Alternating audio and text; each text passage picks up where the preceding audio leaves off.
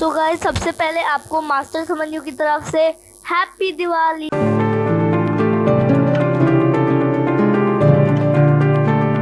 So hey guys, welcome to my channel master Samanyu. आज हम लोग क्लास 9 फिजिक्स के चैप्टर 3 ग्रेविटेशन को पढ़ने वाले। चलिए शुरू करते हैं।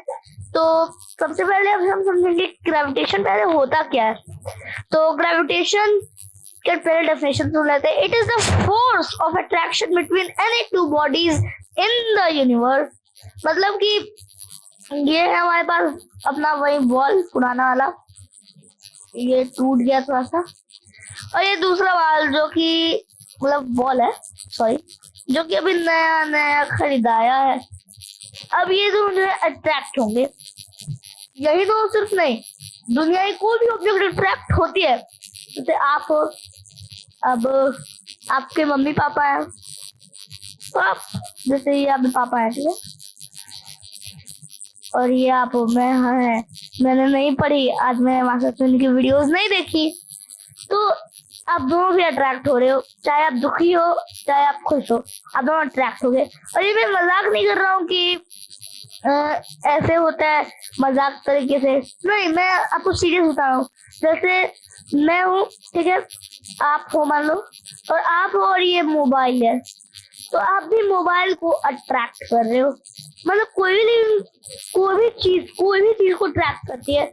आप पेड़ को भी अट्रैक्ट कर रहे हो, ठीक है, आपके बगल वाले पेड़ है, या फिर अपने रूम में बैठे हो और वहां पे कुछ तकिया है, ठीक है, तकिया है, तो उसको भी आप अट्रैक्ट कर रहे हो। अब आप बोलोगे सर हम चिपकते क्यों नहीं है। देखिए सर, जैसे मैग्नेट है मेरे पास एक मैग्नेट है, बार मैग्नेट। आपने मैग्नेट नहीं पढ़े होंगे तो मैं आपको बाद में पढ़ा दूंगा, ओके। और यहाँ पे जो है मेरे पास मैग्नेट भी है, और यहाँ पे मेरे पास आयरन है। तो आपको पता होगा कि ये दो चिपकेंगे एकदम तेजी से, ऐसे हो जाते हैं कुछ ही मिली सेकेंड्स में, कुछ ऐसा दिखता है हमें, एंड नॉर्थ साउथ ऐसे क्यों दिखता है। अब बोलोगे सर ऐसा तो होता है, लेकिन हम लोग तो ऐसे नहीं हो पाते। अभी सर मैं कहाँ चिपक रहा हूँ। तो आप जान लें कि ये फोर्स बहुत बहुत बहुत ज्यादा कम है। मतलब इतना कम है ना कि आपको महसूस भी नहीं होता है, बहुत ज्यादा कम है। 10⁻11 बहुत कम है, इतना कम है। तो इतना कम में तो कोई ऑब्जेक्ट नहीं चिपकेंगे, हिलेंगे भी नहीं। ओके, आगे हम बढ़ते हैं। What is gravity? It is the force of attraction between the earth and any object lying on और नियर इट्स सरफेस। मतलब कि यहाँ पे भी हम थोड़ा सा नीचे जाते हैं। ग्रेविटी क्या है? ये जो है अट्रैक्शन का एक फोर्स है जो अर्थ और उसकी सरफेस या फिर उसके पास में रखी हुई चीज, कोई भी ऑब्जेक्ट को अट्रैक्ट करती है। जैसे ये हुई हमारा अर्थ, ठीक है, और यहाँ कुछ है,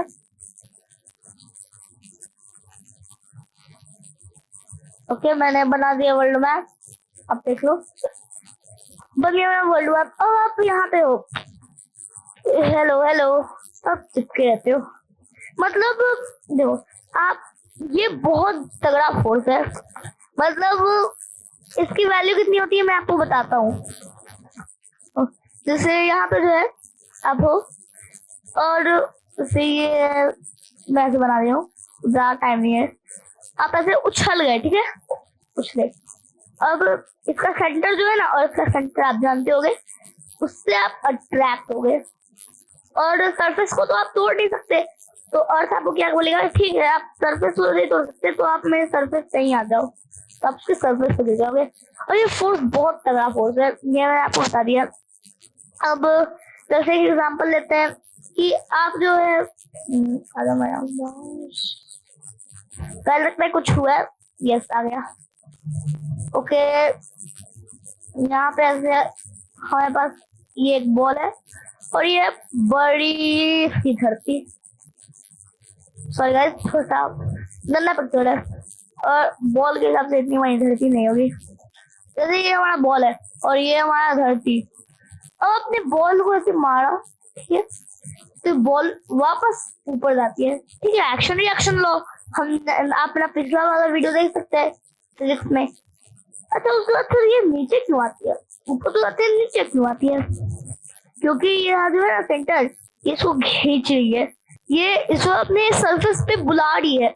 और मैं आपको बताऊं, इसका जो वैल्यू होता है 9.8। क्या होता है इसका यूनिट, क्या है 9.8? क्या 9.8 कितना क्या होता है ये सब हम बाद में पढ़ते हैं, बाद में पढ़ेंगे। लेकिन अभी हम कुछ और जानते हैं, तो चलिए देखते हैं। जैसा अभी हम पढ़ेंगे Newton's universal law of gravitation.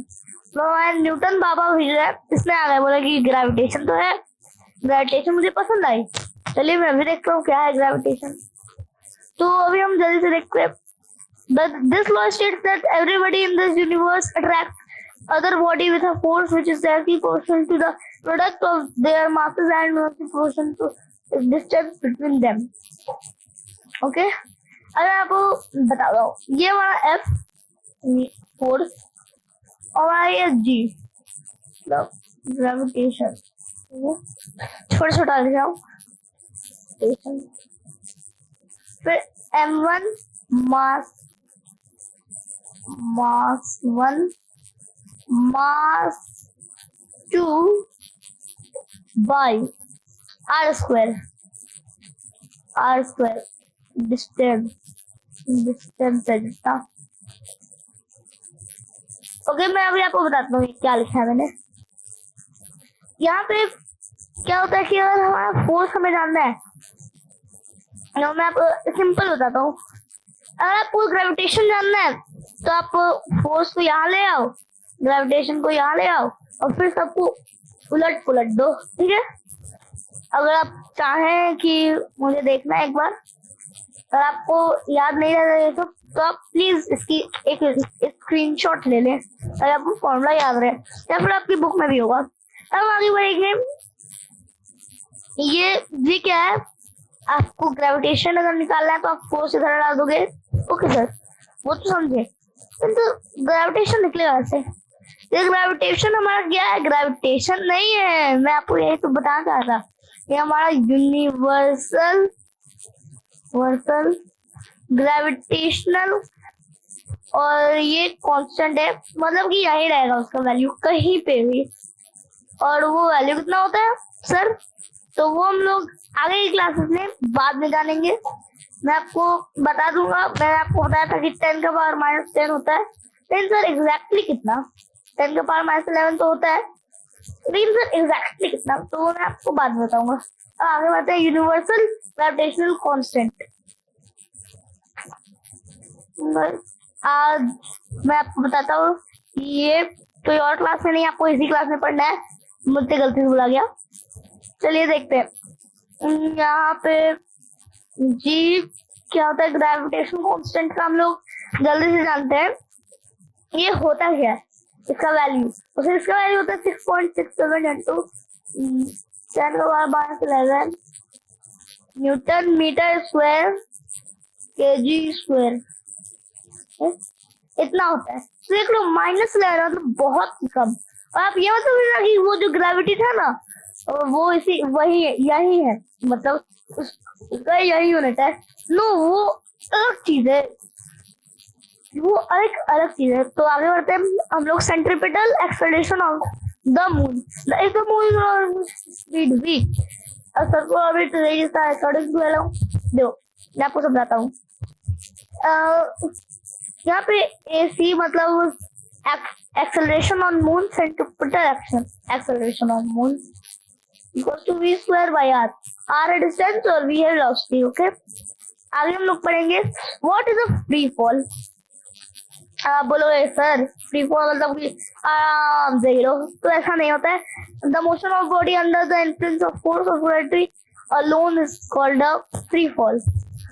मतलब कि एक छत है, मान लो एक बॉल है, तो मोशन ये जो है अगर गिरेगी आराम से, मतलब ग्रेविटी को आराम से गिरेगी, और ग्रेविटी मतलब होगा लेकिन आराम से देगी। मैं आपको समझाता हूँ। ग्रेविटी तो होगा लेकिन आराम से, जैसे आप बोलते हो आराम से करो वैसे ही आराम से ही रहेगी, तो इसे वो बोलेंगे हम लोग फ्री फॉल। तो एक्सेलरेशन ड्यू टू ग्रेविटी, और आपने जो अभी जी पढ़ा था ना, जी कहीं कहीं आपने देखा होगा रूट एम जी एच नहीं M G H, root M G H. तो ये जी होता है एक्सेलरेशन ड्यू टू ग्रेविटी, और इसकी वैल्यू ये है अर्थ के लिए इसकी वैल्यू होती है 9.8 मीटर पर सेकंड स्क्वायर। तो सर अब आप क्या बोलोगे सर, ये तो वैसे वेलोसिटी है। तो आगे बढ़ते हैं हम लोग, रिलेशन बिटवीन जी एंड जी, मतलब छोटा जी वर्सेस बड़ा जी क्या है इसके अंदर। If the average mass of earth and R is it radius, then acceleration due to gravity is given bye.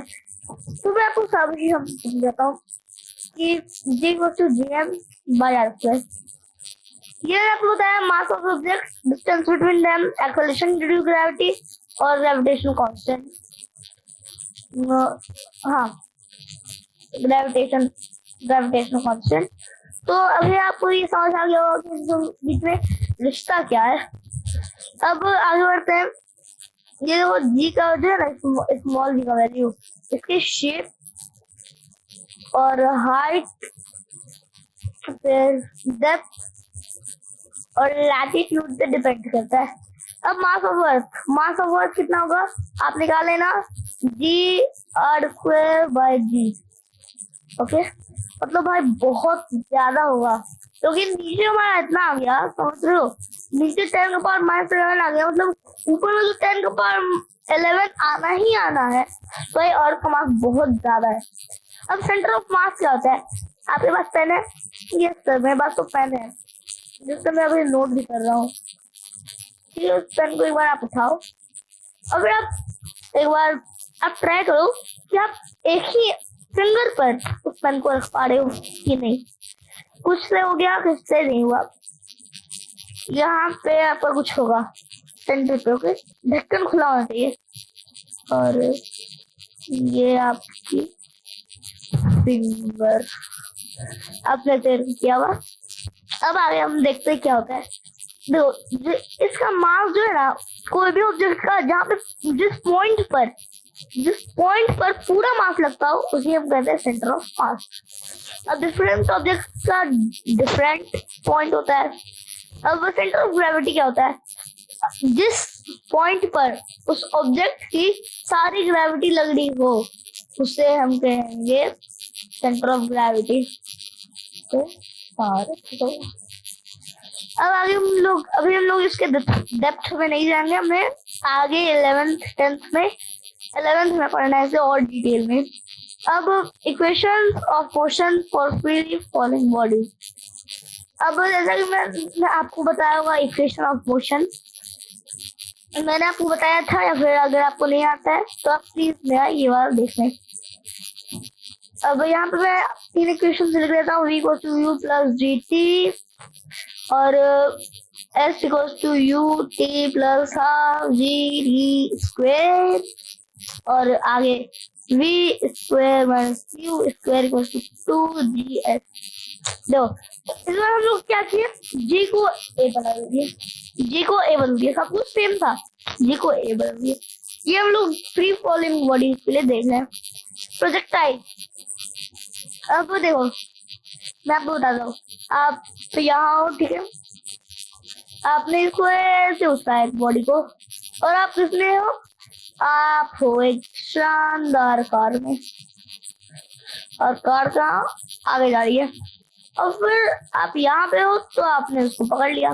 जैसे मैं एक क्लीन फिगर बनाता हूँ, क्योंकि फिगर जब भी होनी चाहिए क्लीन होनी चाहिए। डायग्राम में आपको दिखाता हूँ। आप यहाँ पे जैसे ये गाड़ी है, ये गाड़ी है, ओके, यहाँ पे एक चक्का, यहाँ दूसरा चक्का, आप अंदर बैठे हो, आपने एक बॉल उछलाई, और फिर ये कार आगे चली गई। मैं मतलब डॉटेड लाइन पे बता देता हूँ, ये कार आगे चले गई, ठीक है। कोई दिक्कत नहीं ना।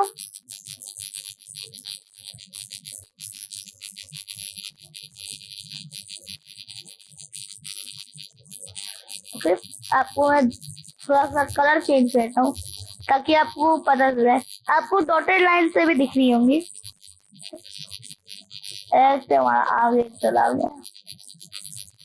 फिर मैंने कुछ अजीब रंग से की है, ग्रेडियंट से। देखो ऐसे आपका गाड़ी गया और चक्का तो वैसे ही रहेगा, दूसरा चक्का यहाँ आ गया और आपने फिर आप यहाँ बैठे होगे और आपने बॉल को पकड़ ली, बॉल आपके हाथ में आ गई। पर ये ऐसा हुआ क्यों? मैं तो गाड़ी आगे गया तो इनर्शिया के हिसाब से तो यही रहना चाहिए। तो मैं आगे गया और मैं थोड़ा सा क्लीन करवाता हूँ। मैं जैसे ही आगे गया तो यही रहेगा और मैं आगे चला गया तो मैं यहाँ पे होना चाहिए था और ये बॉल है यहाँ पे गिर जाना चाहिए था, तो मेरे हाथ में आया। देखिए इनर्शिया ये भी तो कहता है कि आप मोशन में हो तो मोशन में ही रह जाओगे। तो ये ऑब्जेक्ट जो है मोशन में थी, गाड़ी चल रही थी, मोशन नहीं थी, आपने उछला दिया तो ये इसमें मोशन है तो मोशन में आ जाएगी, तो ये अप में भी जाएगी आगे भी जाएगी। तो क्या हुआ, डायगोनल बन जाएगा। तो हमारा ये ऐसे गया और फिर जैसे जैसे धीरे होते गया और बॉल आपको मिल गई, आपकी कार आगे चले गई। तो आपको समझ आ गया होगा व्हाट इज प्रोजेक्टाइल मोशन। अब हम लोग मास की बात करते हैं। Mass of a body is the quantity of matter contained in it. मतलब कि जितना मैटर आप उस बॉडी में भरा होगा उतना ही उसका मास होगा। और ये एक स्केलर क्वांटिटी है और उसका यूनिट है केजी। ठीक है, अब पता होगा। अब आगे बढ़ते, weight it is the force which body attract toward centre of earth.